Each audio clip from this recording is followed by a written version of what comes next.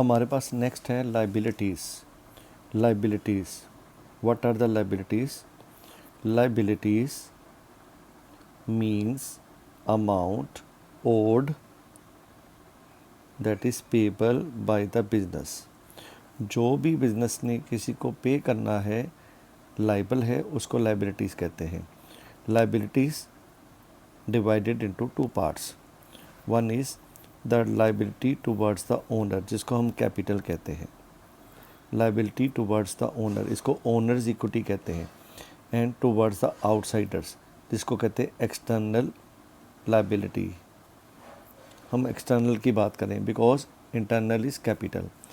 External liability arise because of the credit transactions और the loans taken. For example, क्या हैं हमारी liabilities?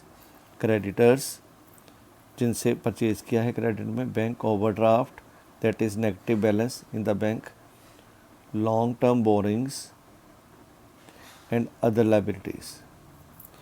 Liabilities are divided into two parts, that is non-current liability and current liability. Liabilities का मतलब यहाँ पर है external liabilities. So the external liabilities are non-current liabilities and current liabilities. Non-current liability क्या है? Which is payable after a period of more than 1 year. ठीक है, 12 months के बाद पे करने हैं पैसे।